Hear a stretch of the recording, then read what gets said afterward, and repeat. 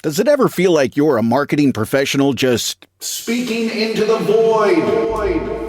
But with LinkedIn ads, you can know you're reaching the right decision makers, a network of 130 million of them, in fact. You can even target buyers by job title, industry, company, seniority, skills, and did I say job title? See how you can avoid the void and reach the right buyers with LinkedIn ads. Spend $250 on your first campaign and get a free $250 credit for the next one. Get started at linkedin.com/campaign. Terms and conditions apply. ¿Alguna vez te has preguntado por qué tantas naciones, con culturas tan distintas, parecen moverse en silencio en la misma dirección, contra una única y pequeña nación en el Oriente Medio? El libro de Ezequiel, escrito hace más de 2000 años, describe una coalición de pueblos que se levantaría contra Israel en un tiempo futuro. Pero, ¿y si ese tiempo ya no está tan distante? ¿Y si las alianzas que se forman hoy, las tensiones militares y los discursos inflamados en las cumbres internacionales son exactamente los mismos que el profeta vio en su visión?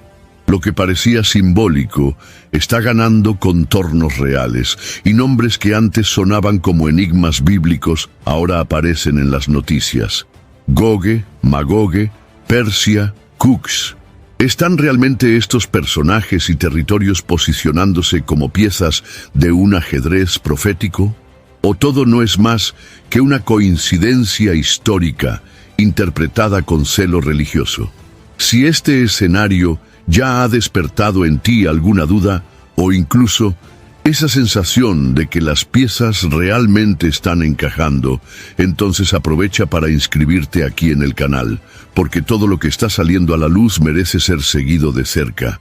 Y claro, comparte en los comentarios, ¿crees que esta profecía se está cumpliendo ante nuestros ojos? Cuando Ezequiel, exiliado entre los cautivos junto al río Quebar, recibió la visión registrada en el capítulo 38 de su libro, el escenario mundial era otro. Babilonia reinaba absoluta, Israel había sido aplastada y el pueblo elegido vivía bajo el peso del cautiverio. Aún así, el profeta miró más allá del caos presente y vio algo muy lejos de su generación. Lo que describió, con detalles casi cinematográficos, fue una coalición de naciones levantándose contra Israel en un futuro distante. Esta revelación no nació de un impulso personal o político, sino de la dirección directa del Espíritu de Dios, como enfatiza Ezequiel en su introducción profética. La pregunta que nos rodea ahora es inevitable. ¿Podría este futuro estar desplegándose ante nuestros ojos? Lo que impresiona en la profecía no es solo el contenido bélico, sino la precisión con la que se dibuja el escenario geopolítico. Goge, príncipe de un territorio del extremo norte, lidera una ofensiva masiva contra una tierra pacificada y restaurada, que había estado devastada durante mucho tiempo. En el tiempo de Ezequiel, esta descripción sonaba casi como una ficción espiritual. Sin embargo, a medida que los siglos avanzaron, los estudiosos comenzaron a notar similitudes entre los pueblos mencionados y los movimientos históricos de ciertas naciones. Y hoy, con el ascenso de tensiones globales, alianzas improbables y ataques frecuentes a Israel, muchos ven este capítulo como un retrato profético que comienza a cobrar colores actuales. No estamos tratando con una metáfora cualquiera o un simbolismo vago. La narrativa es sólida, construida con nombres, direcciones y motivaciones claras. Ezequiel describe una invasión, una resistencia divina y un juicio final sobre los agresores. El texto es denso en detalles, lo que lo convierte en uno de los capítulos más intrigantes y debatidos de toda la Biblia. Lo que más fascina es el hecho de que la historia, que parecía tan distante en el tiempo, resurge en debates actuales sobre guerras en el Oriente Medio, alianzas entre potencias y el posicionamiento estratégico de Israel en el escenario global. La sensación de que algo está a punto de suceder flota en el aire. Muchos líderes religiosos, teólogos e incluso analistas políticos secularizados reconocen que vivimos tiempos extraordinarios, donde el reloj profético parece estar avanzando a pasos agigantados. Ezequiel capítulo 38 ya no es solo tema de seminarios escatológicos, ha ganado espacio en los titulares de los periódicos, en los mapas estratégicos de gobiernos y en las fervorosas predicaciones alrededor del mundo. Cuando lo espiritual y lo político se cruzan con tal intensidad, es inevitable preguntar, ¿estamos al borde del cumplimiento total de esta profecía? Y en este escenario de incertidumbres y expectativas, la profecía de Ezequiel no aparece como un instrumento de miedo, sino como una convocación a la vigilancia.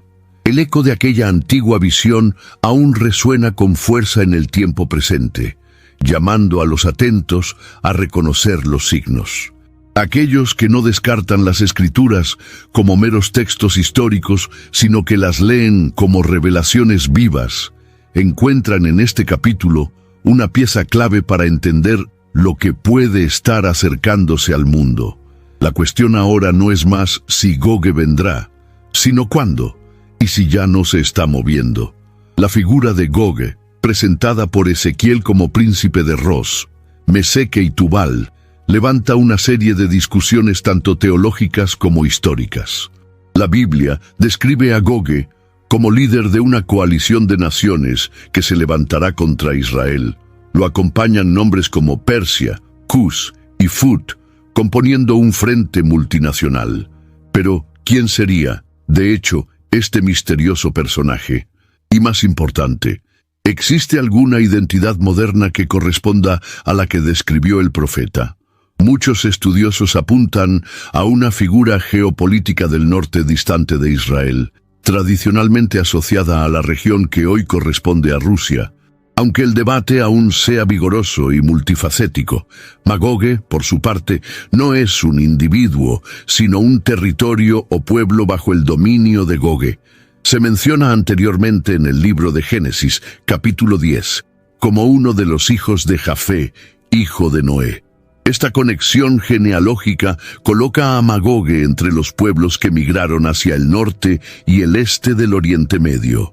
La mención de Meseque y Tubal, también descendientes de Jafé, fortalece la teoría de que estamos tratando con regiones ubicadas en la actual Asia Central o en las fronteras de Europa Oriental.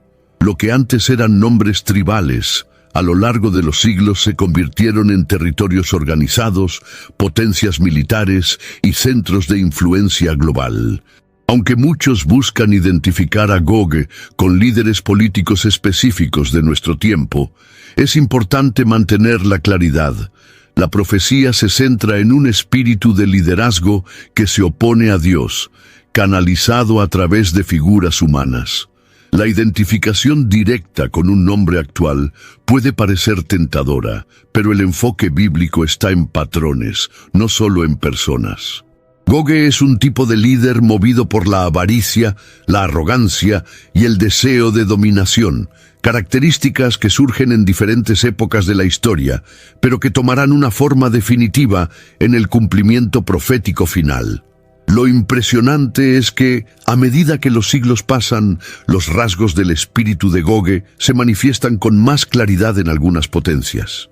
La hostilidad contra Israel, las alianzas estratégicas con naciones enemigas, el movimiento militar al norte del territorio israelí, todo esto forma un mosaico que encaja con los elementos descritos por Ezequiel. Aun cuando el nombre Gogue no esté en ningún titular, su influencia se puede percibir en las decisiones políticas y las amenazas que crecen en el escenario internacional. Este análisis nos invita a observar no solo quién es Gogue, sino qué representa. Él es símbolo de una coalición final contra Dios, contra el pueblo elegido y contra el orden divino. Y este movimiento no es solo militar, sino espiritual. Magogue es el campo donde este espíritu opera. y su influencia crece a medida que el mundo se aleja de las verdades bíblicas. Entender quiénes son Gogue y Magogue hoy no es solo descifrar nombres, sino discernir signos.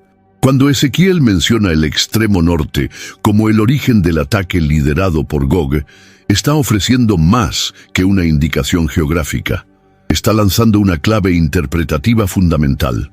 Al trazar una línea recta partiendo de Jerusalén en dirección al norte absoluto, encontramos como destino final la vasta región donde hoy está localizada la Rusia. Esta pista, aunque no exclusiva, ha servido como base para muchos estudiosos sugerir que la profecía apunta a una potencia que históricamente ha demostrado antagonismo contra Israel y Occidente. Aunque otros países también encajen en cierta medida en la descripción, el peso histórico y estratégico de la Rusia hace que esta conexión sea particularmente intrigante.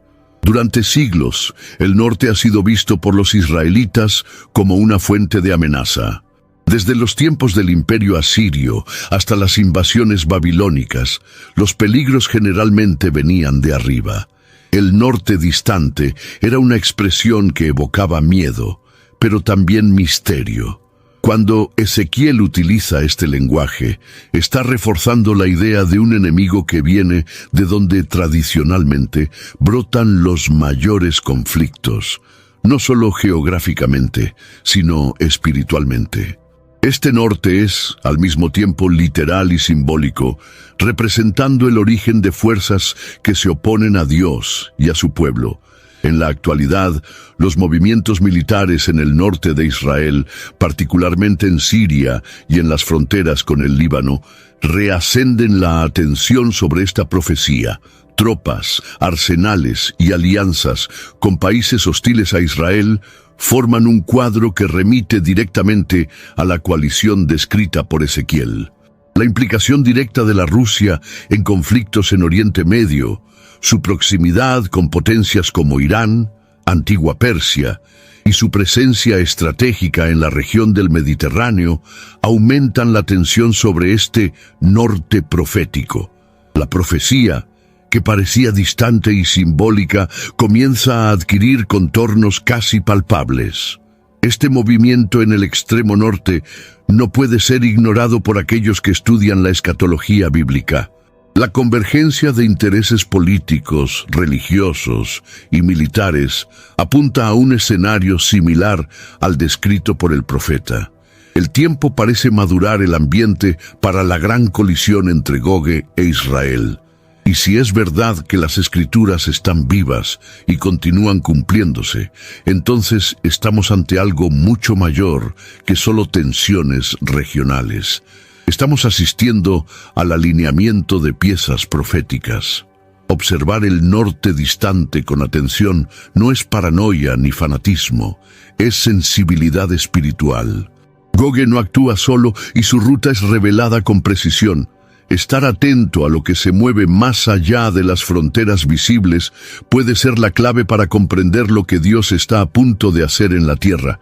Y si los ojos espirituales están abiertos, será posible ver que lo que parecía solo profecía ya empieza a moverse como realidad.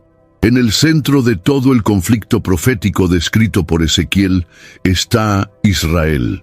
Un país pequeño en extensión territorial, pero colosal en importancia espiritual.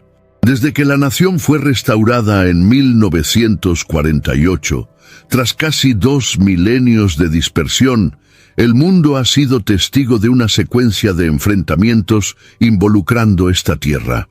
El retorno de los judíos, previsto en las Escrituras con precisión en textos como Isaías capítulo 11, versículo 12, no es solo un hecho histórico, es una preparación para los eventos finales.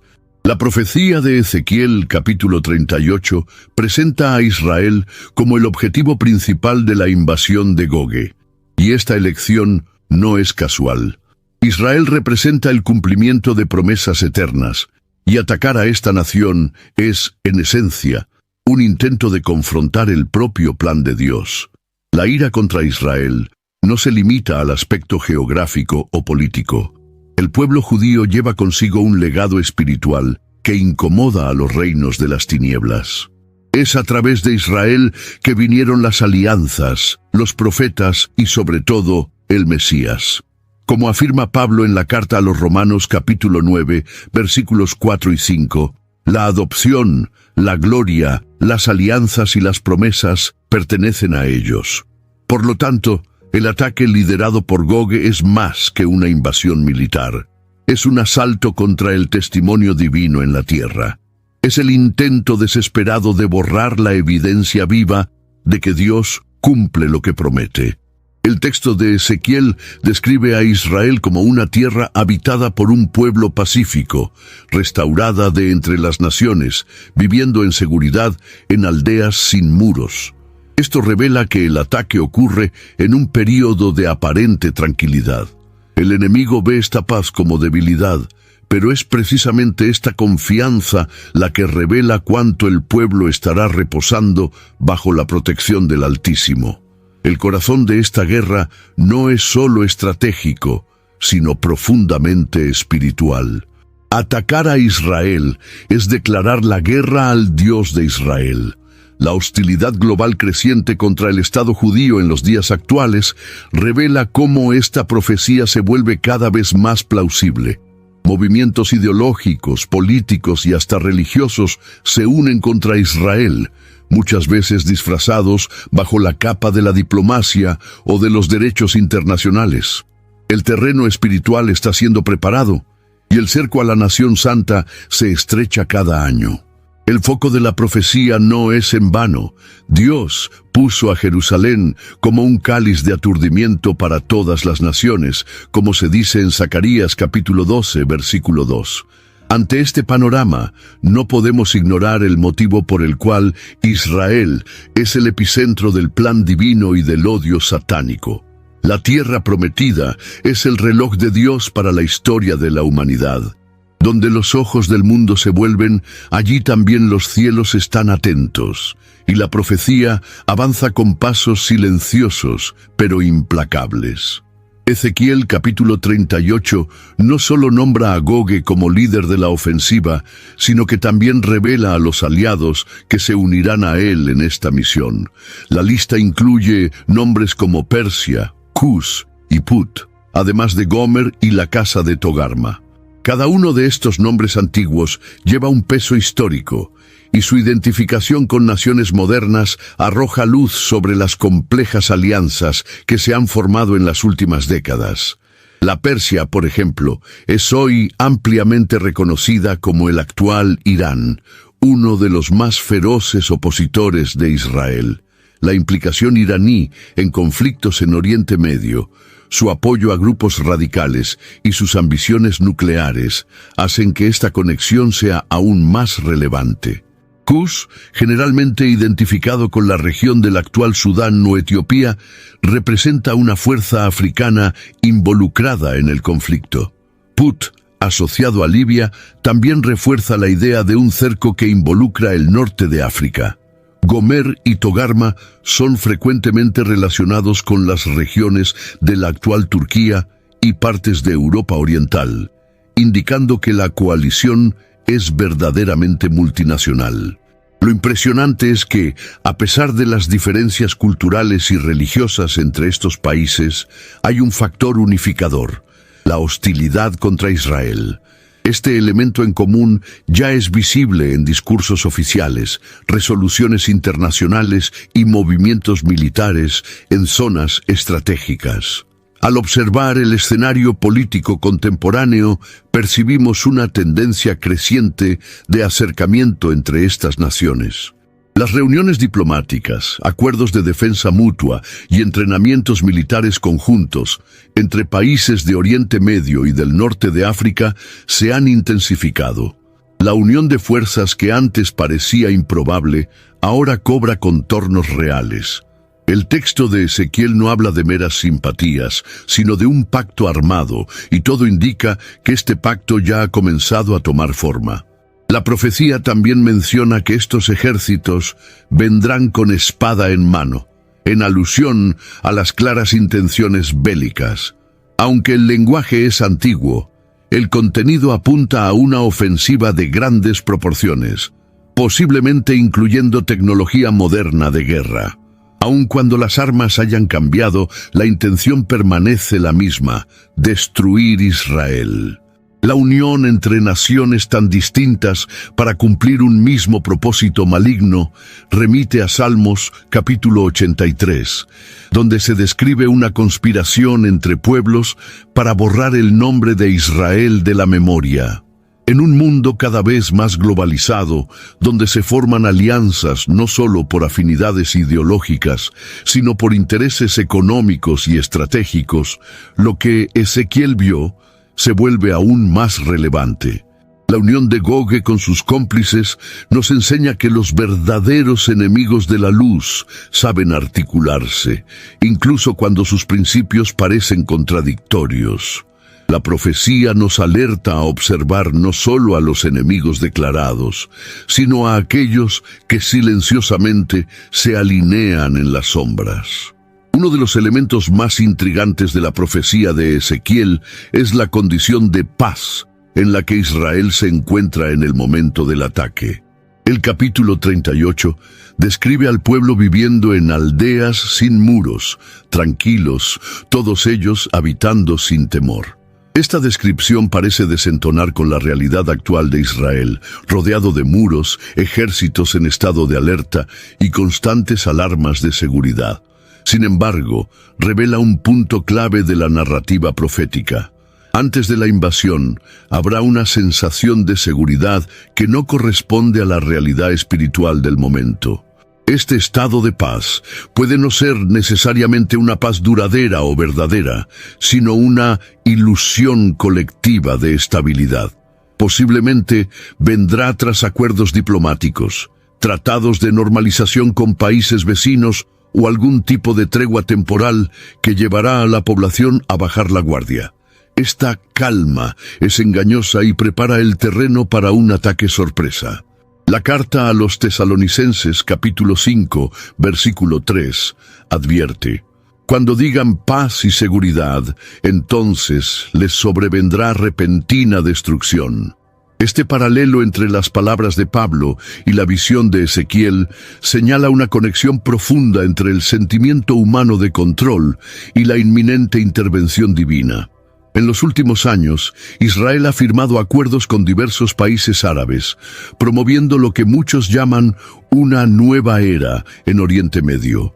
A pesar de los avances diplomáticos, las tensiones permanecen latentes.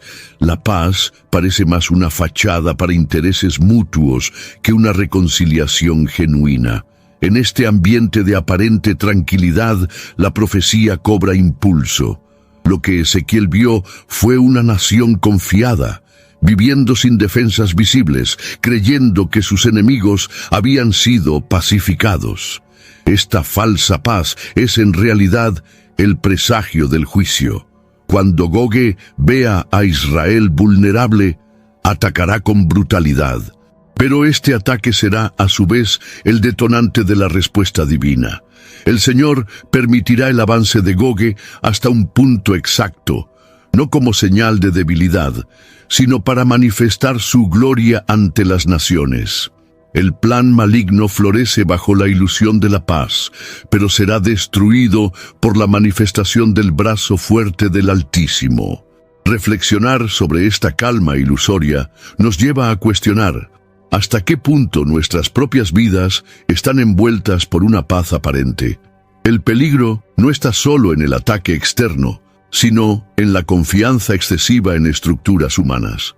El pueblo que vive en seguridad sin discernimiento espiritual corre un riesgo mayor que aquel que vigila en tiempos de guerra.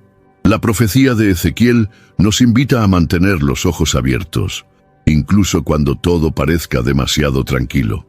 Al leer Ezequiel capítulo 38, somos confrontados con un lenguaje de guerra que parece haber salido de un campo de batalla de la antigüedad. Caballos, espadas, escudos, arcos y flechas. La descripción parece contradecir cualquier escenario moderno.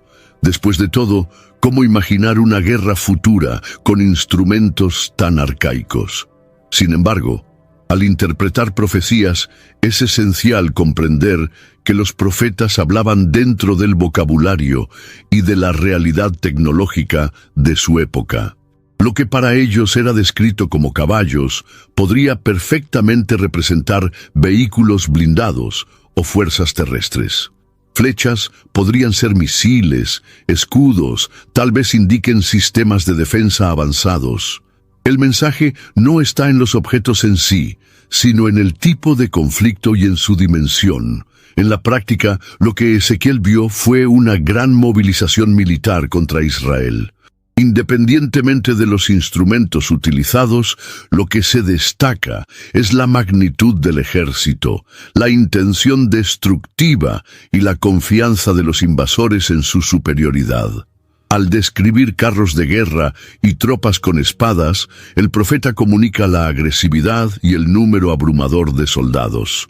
En un lenguaje actual, sería como mencionar tanques, drones y misiles inteligentes. El contenido profético trasciende el tiempo, aunque use la vestimenta del pasado.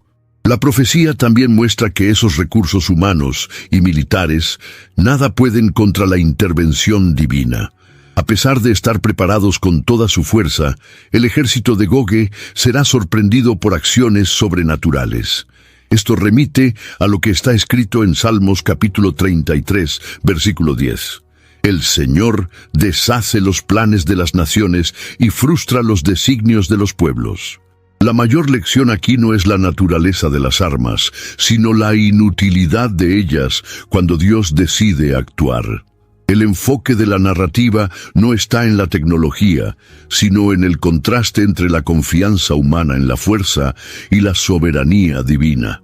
Esta visión es aún más impactante cuando miramos hacia los tiempos actuales. El mundo nunca ha estado tan armado. Las naciones acumulan arsenales nucleares, inteligencia artificial militar y sistemas de defensa cibernética. Aún así, la profecía de Ezequiel nos recuerda que, en el día del enfrentamiento final, ningún poder terrenal resistirá la mano del Todopoderoso. La victoria será de Dios, y no del armamento humano. Lo que Gogue verá no será solo la destrucción de sus planes, sino la quiebra de una confianza depositada en la fuerza bruta. Al reflexionar sobre esto, somos desafiados a repensar dónde está nuestra seguridad. La lección es clara. Ninguna estrategia humana, por más sofisticada que parezca, podrá prevalecer contra los decretos del cielo. Cuando Dios decide intervenir, toda tecnología se calla y toda arrogancia es abatida. Uno de los aspectos más sorprendentes de la profecía de Ezequiel es que el propio Dios se presenta como el autor del movimiento de Gogue. En el capítulo 38, Dios declara que pondrá anzuelos en los quijadas de Gogue y lo traerá contra Israel. Esto puede parecer extraño a primera vista. ¿Por qué el Señor permitiría o incluso provocaría una invasión contra su pueblo? La respuesta está en la soberanía divina y en la forma en que Él conduce la historia para revelar su gloria ante las naciones. Dios no solo permite el conflicto, Él lo orquesta para cumplir un propósito mayor: mostrar a todos que Él es el Señor. Este principio no es nuevo en las Escrituras. En varias ocasiones, el Señor usa enemigos para corregir, despertar o exaltar su nombre. En el libro de Isaías, capítulo 10, versículo 5, Dios llama a Asiria vara de mi ira, demostrando que incluso naciones impías pueden ser instrumentos temporales de su voluntad. En el caso de Gogue, la intención no es castigar a Israel, sino exponer el corazón rebelde de las naciones y manifestar públicamente su justicia y poder. Al conducir a los ejércitos enemigos hasta las puertas de Israel, Dios prepara el escenario para un acto de juicio que servirá de testimonio global. El lenguaje utilizado por Ezequiel deja claro que Dios está en control absoluto de la situación. Gogue cree estar actuando por su propia astucia y fuerza, pero está, en verdad, siendo atraído como un peón en la mano del Señor. Es un recordatorio poderoso de que ninguna conspiración humana escapa a la mirada divina. Nada es sorpresa para el Creador. Él conoce los pensamientos más ocultos de los corazones y los transforma en caminos que sirven a sus propósitos eternos. Este dominio de Dios sobre los eventos escatológicos es también un consuelo para su pueblo. Incluso ante amenazas reales y crecientes, hay seguridad en la certeza de que todo está dentro de un plan perfectamente controlado. El clímax del conflicto será la derrota completa de Gogue, no por manos de hombres, sino por actos sobrenaturales de Dios. Fuego, terremotos y confusión entre los ejércitos serán las herramientas del juicio, reafirmando que la batalla es del Señor, como ya nos enseña 2 Crónicas, capítulo 20, versículo 15. Esta comprensión debe generar en nosotros no solo reverencia, sino esperanza. El mismo Dios que atrae a los enemigos al campo de juicio es aquel que guarda a los que le pertenecen. Y si Él es el autor de la historia, no hay razón para miedo, sino para vigilancia, confianza y adoración. Al final, la gloria será toda de Él. Entre los elementos más impresionantes de la batalla descrita por Ezequiel está el involucramiento directo de las fuerzas de la naturaleza como instrumentos del juicio divino. El profeta afirma que, cuando Gogue invada Israel, habrá un gran terremoto en la tierra capaz de hacer temblar hasta los peces del mar, las aves del cielo, los animales del campo y todos los hombres sobre la faz de la tierra. Esta escena dramática descrita en Ezequiel, capítulo 38, versículo 20, revela que la guerra no será solo entre hombres, sino que involucrará el propio cosmos en una respuesta coordinada por el Creador. Ese tipo de manifestación ya es recurrente en la historia bíblica. En el libro de Éxodo, el Señor usó plagas, tempestades y hasta incluso el mar para derrotar a los enemigos de Israel. En Josué, capítulo 10, el sol se detuvo en pleno cielo para garantizar la victoria del pueblo de Dios. La diferencia, sin embargo, es que en Ezequiel el impacto es aún más global. El terremoto descrito sacudirá toda la creación, y no solo una región específica.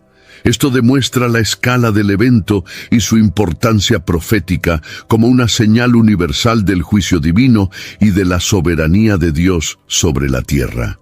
Además del terremoto, el texto menciona que Dios lanzará peste, sangre, lluvia torrencial, piedras de granizo, fuego y azufre sobre los ejércitos enemigos. Estos elementos apuntan a un escenario apocalíptico donde la propia naturaleza se vuelve contra los invasores. En lugar de depender de la fuerza de Israel o de sus armas, es el propio Dios quien actúa a través del ambiente físico. Esto muestra que la tierra, creada por Él, es también su fiel sirviente en el momento del juicio. Ninguna tecnología será capaz de resistir la furia de los elementos cuando ellos sean comandados por el Altísimo. Esta reacción de la creación es también una respuesta moral. La tierra, corrompida por el pecado y por la sangre derramada, responde con violencia contra los que se levantan contra el plan divino. Como está escrito en Romanos capítulo 8, versículo 22, toda la creación gime y está juntamente con dolores de parto hasta ahora. Cuando Dios decide actuar, esta creación se alinea a su justicia, actuando como extensión de su santidad. El terremoto y los fenómenos naturales no son accidentes, sino manifestaciones precisas de un Dios que controla todo. Con esto, aprendemos que el juicio de Dios no es solo un concepto abstracto, se manifiesta de forma tangible, perceptible, inescapable. Cuando llega el tiempo del juicio, hasta las montañas tiemblan. Y esto debe llevar a todos nosotros a considerar lo frágil que es la seguridad humana ante el poder del Creador. El verdadero temor del Señor comienza cuando comprendemos que hasta la naturaleza se inclina ante Él. El destino de Gogue, aunque inicialmente parezca triunfante con la formación de una inmensa coalición, termina de manera abrupta y humillante. El texto de Ezequiel capítulo 39 describe su caída no como resultado de la fuerza de ejércitos humanos, sino como un acto directo del juicio divino. La arrogancia que lo movió, el deseo de conquistar Israel, de desafiar la autoridad de Dios y de exhibir poder ante las naciones, es justamente el combustible de su propia destrucción. Dios no solo derrota a Gogue, Él lo expone. Su fin será recordado como un hito de la impotencia humana ante la gloria del Altísimo. Lo que hace que este desenlace sea aún más impactante es la forma en que Dios lidia con el orgullo. Gogue es descrito como alguien que subirá contra la tierra de Israel como una nube para cubrirla, confiando en su superioridad militar. Pero lo que le espera es confusión, fuego y deshonra. La profecía apunta a una destrucción tan vasta que los cuerpos de los soldados de Gogue se extenderán por todo el territorio, haciendo imposible ignorar el juicio que cayó sobre él. Es un recordatorio de lo que está escrito en Proverbios capítulo 16, versículo 18. El orgullo precede a la ruina, y la altivez del espíritu precede a la caída. El orgullo de Gogue lo lleva a pensar que es invencible. Su confianza está en números, alianzas y armamentos. Él no cree que hay un Dios vivo que defiende a Israel. Esta ceguera espiritual lo hace sobrepasar el límite que el propio Creador estableció. Cuando Dios se levanta en juicio, no hay muro alto suficiente, ni búnker profundo lo bastante para impedir su acción. La muerte de Gogue será también la muerte de un sistema de pensamiento que coloca al hombre en el centro y relega a Dios al margen de la historia. Esta ruina pública no solo sirve como castigo, sino como señal. Las naciones verán que aquel que se atrevió a desafiar al pueblo de Dios fue reducido al polvo. Este episodio resonará por la tierra como una advertencia solemne. Toda arrogancia será confrontada, todo imperio fundado sobre soberbia será derribado. La justicia divina no es lenta, es precisa. En el tiempo determinado, el juicio vendrá. Y Gogue será el ejemplo más elocuente de que nadie está por encima de la soberanía del Eterno. La caída de Gogue nos lleva a reflexionar sobre dónde colocamos nuestra confianza. Cuando líderes, naciones o incluso individuos eligen desafiar los principios divinos en nombre del poder, repiten el mismo error. Y como la historia de Gogue muestra, el precio del orgullo es siempre más alto que cualquier victoria prometida por la fuerza humana. Después de la caída de Gog y su inmensa coalición, el escenario descrito por Ezequiel es de profunda devastación. Los campos de Israel estarán cubiertos de cadáveres, restos de armamentos y vestigios de una guerra sin precedentes. Pero el texto no termina en la destrucción, avanza hacia la purificación. El capítulo 39 muestra que llevará 7 meses para que el pueblo de Israel logre enterrar todos los muertos, en un esfuerzo conjunto que revela tanto el impacto de la batalla como el celo del Señor por santificar su tierra. Esta acción, más que sanitaria, es profundamente espiritual. Dios está limpiando el suelo de la impureza dejada por una invasión movida por la impiedad. Cada cuerpo enterrado será un testimonio silencioso de la justicia divina. Los hombres de Israel, designados para esta tarea, tendrán como misión localizar los cadáveres y marcarlos con precisión para que sean removidos con dignidad. Este nivel de detalle revela que Dios no está solo interesado en el gran evento de la victoria, sino también en la restauración completa de aquello que fue profanado.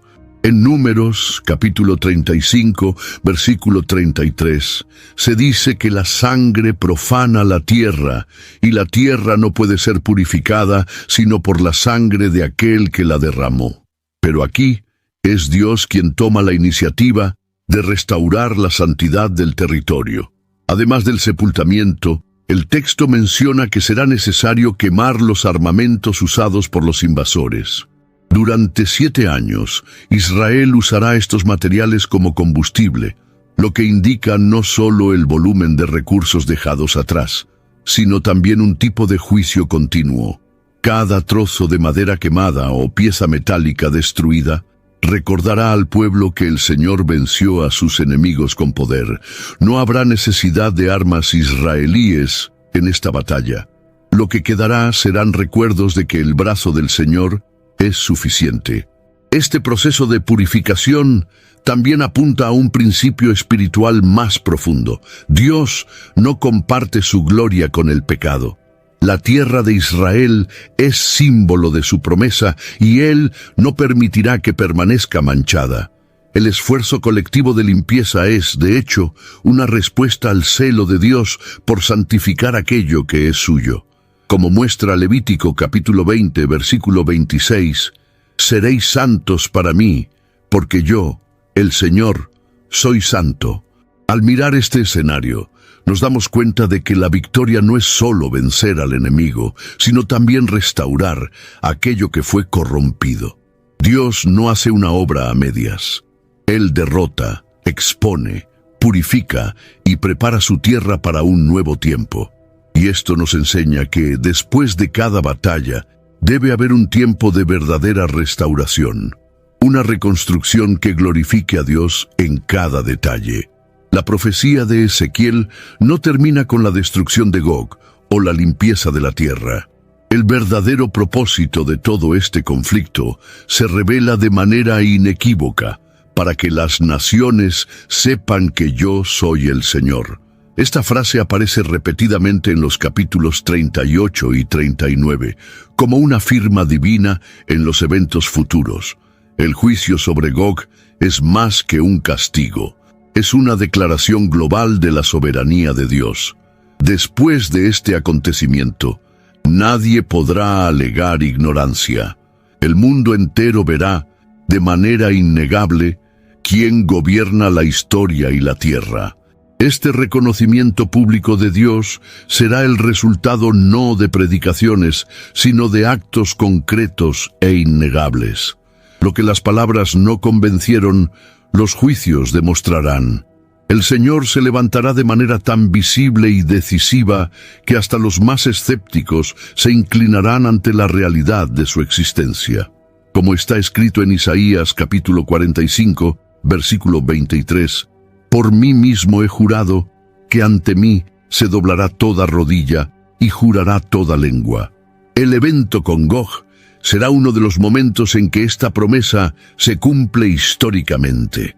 Además de las naciones, el propio pueblo de Israel tendrá un nuevo nivel de revelación.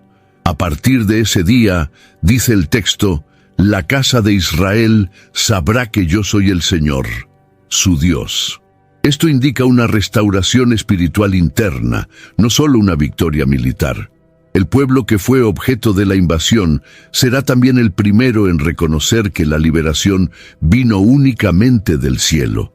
No se tratará de un mérito político o de una capacidad bélica, sino de un acto claro de la mano divina. Y esto reavivará en Israel la conciencia de la alianza eterna.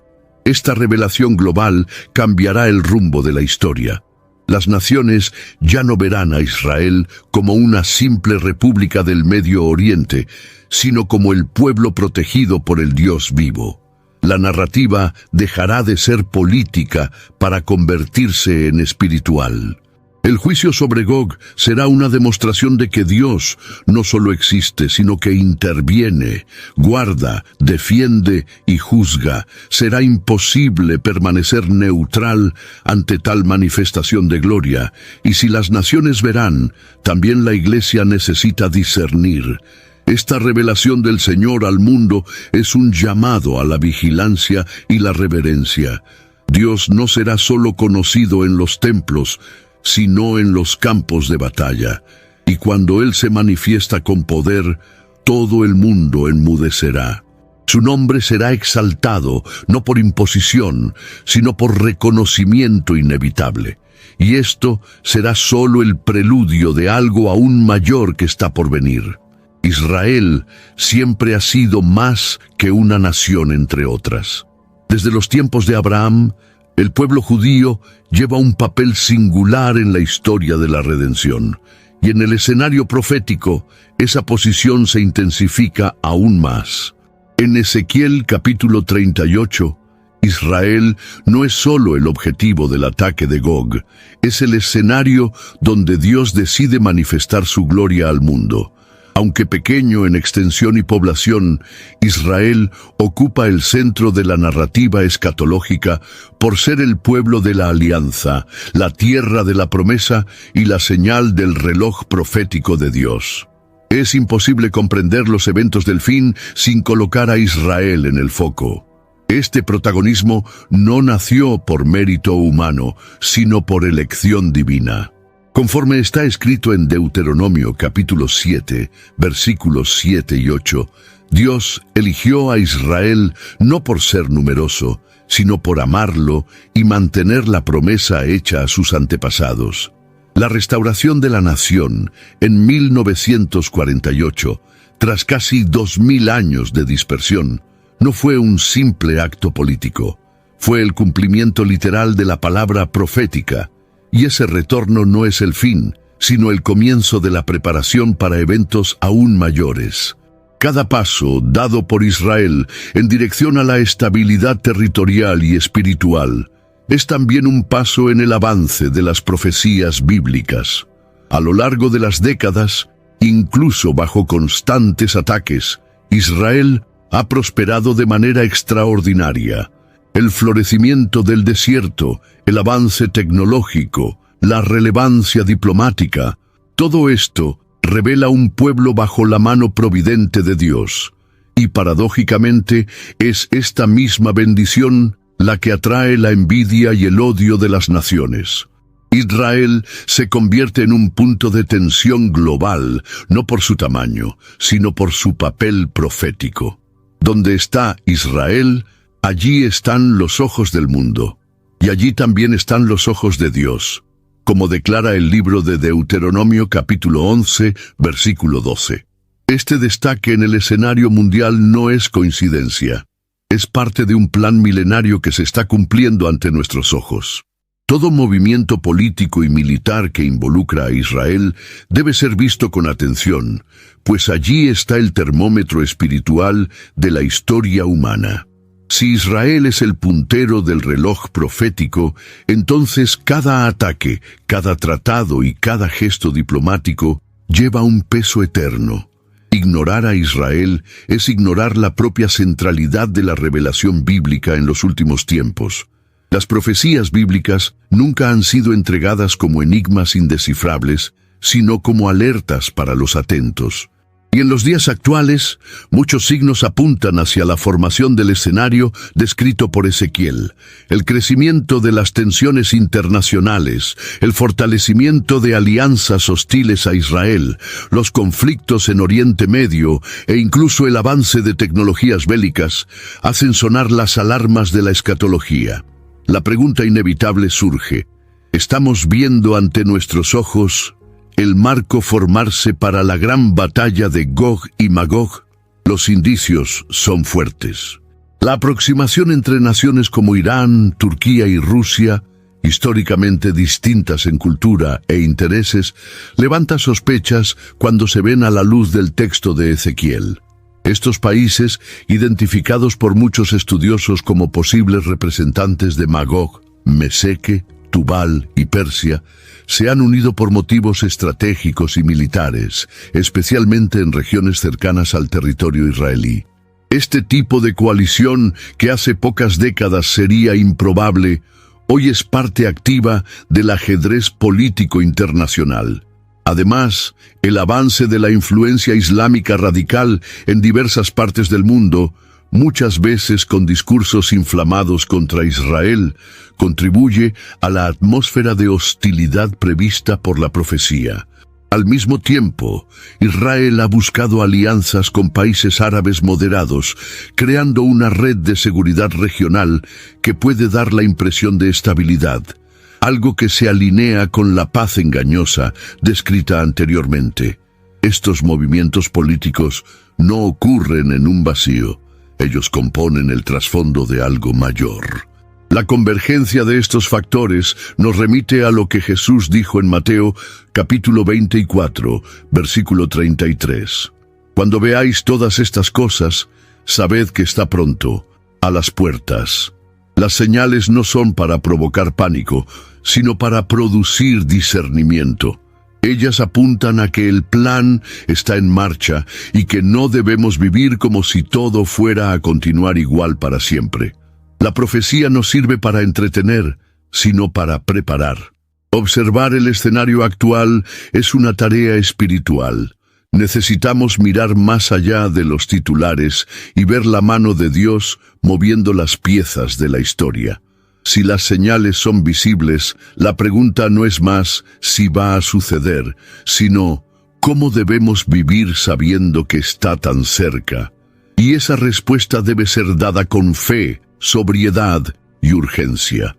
Uno de los aspectos más inquietantes de la profecía de Ezequiel es la aparente pasividad de las demás naciones ante la invasión contra Israel.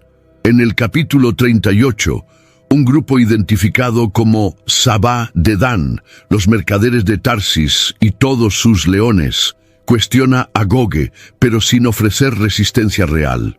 Estas palabras suenan más como una observación irónica que un intento de impedir el ataque.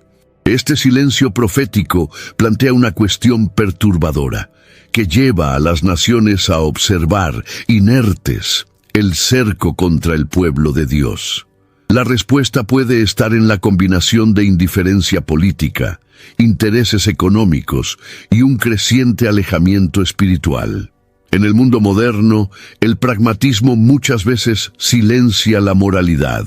Si una guerra contra Israel garantiza ventajas comerciales, o si evitar un involucramiento directo protege aliados estratégicos, la tendencia será por el no enfrentamiento.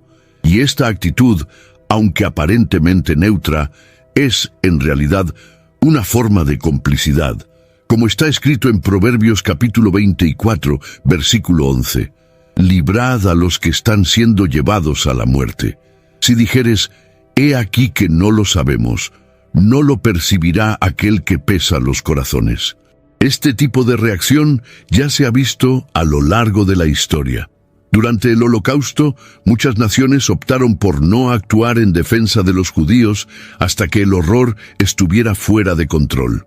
Hoy vemos nuevamente una creciente presión sobre Israel, acompañada por una narrativa que lo pinta como agresor, incluso cuando se defiende.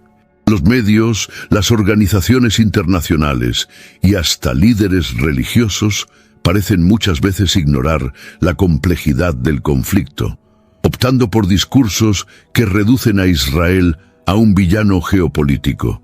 Este comportamiento se alinea a la reacción profetizada. Cuestionamientos vacíos, pero ninguna acción real. El silencio de las naciones también es un indicativo del alejamiento espiritual del mundo en relación a Dios. Cuando la moral es relativizada y la verdad es negociable, el mal encuentra espacio para prosperar. Goge avanza porque percibe que nadie lo detendrá. Las naciones que deberían levantarse en defensa del justo permanecen calladas. AI is incredible. It can teach you how to fry an egg and even write a poem, pirate style. Yarr! But it knows nothing about your work. Slackbot is different. It doesn't just know the facts. It knows your schedule. It can turn a brainstorm into a brief. And it doesn't need to be taught. Because Slackbot isn't just another AI. It's AI that knows your work as well as you do. Visit slack.com/meet Slackbot to learn more. Y esta omisión tendrá consecuencias. La profecía de Ezequiel revela que después del juicio sobre Goge, Las naciones sabrán que Dios es el Señor. Esto incluye también a aquellas que no hicieron nada. La lección es clara. El silencio ante la injusticia nunca es neutro. Él ecoa como complicidad. Y cuando los cielos deciden actuar, no solo los agresores, sino también los omisos serán confrontados con la verdad. La profecía nos desafía a no ser espectadores de la historia, sino participantes activos en la defensa de aquello que es justo ante Dios. A pesar del oscuro panorama descrito por Ezequiel, repleto de amenazas, batallas y juicio, hay una nota clara de esperanza pulsando en el corazón de la profecía. Dios no permite que la historia de Israel termine en destrucción. Por el contrario, después de la caída de Gogue y de la purificación de la tierra, comienza una nueva fase, la restauración espiritual del pueblo. Ezequiel, capítulo 39, versículo 29, declara con firmeza: «No esconderé más de ellos mi rostro, pues derramaré mi espíritu sobre la casa de Israel». Este es el punto de inflexión, no solo supervivencia, sino renacimiento. Este derramamiento del Espíritu apunta a un despertar nacional sin precedentes. No se trata de un evento aislado, sino de un cumplimiento de las promesas hechas en profecías anteriores. Joel capítulo 2, versículo 28, ya anunciaba que en los últimos días el Espíritu sería derramado sobre toda carne. En el contexto de Ezequiel, este movimiento comienza con Israel, el pueblo que vio milagros en el pasado, que sufrió el exilio, que volvió a su tierra, ahora finalmente verá el cumplimiento total de la alianza espiritual. El corazón de piedra será sustituido por un corazón de carne. Esta transformación no será solo interna, sino también visible para el mundo. Israel dejará de ser solo el centro geográfico del conflicto para convertirse en un faro de luz espiritual. El testimonio del pueblo restaurado mostrará a las naciones que Dios no abandona sus promesas. Aún después de siglos de rechazo y sufrimiento, el Señor honra su palabra. Como afirma Romanos capítulo 11, versículo 29, los dones y la vocación de Dios son irrevocables. Israel será nuevamente un instrumento en las manos del Altísimo, no solo militarmente, sino espiritualmente. En medio del caos, Dios planta una semilla de esperanza. La tormenta no es el fin, sino el inicio de algo nuevo. La tierra prometida será también la tierra del derramamiento espiritual, y esto marcará el inicio de un nuevo tiempo para el pueblo elegido. Lo que antes parecía solo juicio se revela en realidad como preparación para un renacimiento nacional y global. Y Israel, purificado y restaurado, cumplirá su papel original, ser luz para las naciones. Este futuro prometido nos muestra que, con Dios, ninguna historia termina en tragedia. Aún las batallas más difíciles son parte de un proceso que apunta a la restauración. Y si el Señor prometió restaurar a Israel después del fuego, Él también puede restaurar cualquier corazón que, como la nación, se vuelva a Él con humildad. Ante la grandiosidad de la profecía de Ezequiel, una pregunta resuena entre los cristianos. ¿Cuál es el papel de la Iglesia en este escenario? ¿Somos solo espectadores de los eventos proféticos o hay una participación más activa que desempeñar? Aunque Ezequiel habla directamente a Israel, los principios revelados involucran a toda la comunidad de la fe. La Iglesia, como cuerpo de Cristo, no puede ignorar las señales del tiempo ni permanecer ajena a lo que Dios está realizando en el escenario profético. Nuestro llamado es discernir, interceder y anunciar. Antes que nada, la Iglesia es convocada a la vigilancia.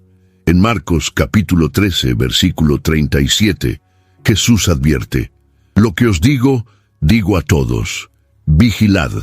Esta vigilancia no es una espera pasiva, sino una postura activa de observación, oración y alineación espiritual. Saber que los eventos proféticos se están acercando no debe paralizarnos por miedo, sino impulsarnos a una vida de santidad y dedicación. El tiempo es corto y el mundo necesita de una iglesia despierta, no dormida. Además, la iglesia tiene un papel intercesor. Como sacerdotes del Dios Altísimo, somos llamados a orar por Israel, por la salvación de los pueblos y por la revelación de Dios a las naciones. El Salmo 122, versículo 6, nos exhorta: orad por la paz de Jerusalén. Esta oración no es solo por estabilidad política, sino por el cumplimiento espiritual del plan de Dios. Interceder es alinearse al corazón del Señor y clamar para que su voluntad se haga en la tierra como en el cielo. La iglesia también es heraldo. En tiempos de confusión e incredulidad, nos corresponde anunciar con claridad que las Escrituras se están cumpliendo. No como sensacionalismo, sino como señal de que el Dios que habló es el mismo que actúa. El evangelio que predicamos no está desconectado de la historia. Él es el centro de la historia. Si Gogue se mueve, es porque el tiempo del fin se acerca, y el mundo necesita oír que hay salvación en Jesucristo. Por lo tanto, el papel de la iglesia no es esconderse, sino posicionarse. Necesitamos estar firmes en la palabra, llenos del Espíritu y atentos a lo que Dios está haciendo. La profecía de Ezequiel no es solo un anuncio para Israel, también es un llamado para que la iglesia despierte, se vista de poder y proclame la verdad con valor. A medida que los eventos se desenvuelven ante nuestros ojos, se hace evidente que el reloj profético está en pleno movimiento. Los engranajes de la historia giran en sincronicidad con aquello que Dios reveló hace milenios. Cada conflicto en Oriente Medio, cada nueva alineación entre naciones, cada intento de atacar a Israel, todo parece confirmar que las manecillas avanzan hacia un clímax anunciado. La profecía de Ezequiel capítulo 38 no es un eco del pasado, sino una sombra proyectada sobre el presente, e ignorar esto sería un error espiritual profundo. Dios no reveló los eventos del fin para generar miedo, sino para preparar. Él quiere un pueblo despierto, consciente del tiempo en que vive y comprometido con su misión. En Romanos capítulo 13, versículo 11, Pablo escribe: «Ya es hora de despertar del sueño, porque nuestra salvación está ahora más cerca que cuando al principio creímos». Cada día que pasa acerca el cumplimiento total de las profecías. El escenario se está montando y los actores ya comienzan a tomar sus lugares. Este avance del tiempo profético también nos llama a la urgencia. No hay más espacio para una fe tibia, para un cristianismo acomodado. Los días son malos y el Señor busca una iglesia que refleje su luz en medio de las tinieblas. Necesitamos entender que cada movimiento geopolítico tiene implicaciones espirituales. La historia humana no avanza por casualidad, se curva al guión divino. Por eso, mirar a las señales con discernimiento es esencial. No como quien busca fechas o previsiones sensacionalistas, sino como quien reconoce que el Dios que habla también cumple. Si Gogue ya se mueve, si las alianzas profetizadas ya se forman, si Israel ya está en su lugar, ¿qué falta para el regreso del Señor? La respuesta es simple: el tiempo está cerca y la iglesia necesita estar lista. El reloj no se detiene, la profecía avanza, y aquellos que tienen oídos espirituales deben escuchar lo que el Espíritu dice. Que este mensaje no sea solo un estudio más, sino un llamado a la acción, porque cuando el cielo se mueve, la tierra debe responder con fe, con reverencia y compasión por la verdad. Mucho puede cambiar cuando comenzamos a ver las señales con más claridad. Si esta reflexión tuvo sentido para ti, aprovecha para suscribirte al canal. Así te mantendrás al tanto de todo lo que la Biblia ya reveló sobre el tiempo que estamos viviendo. Y si lo deseas, comparte en los comentarios lo que piensas sobre todo esto. Tu visión puede ayudar a otros a despertar también.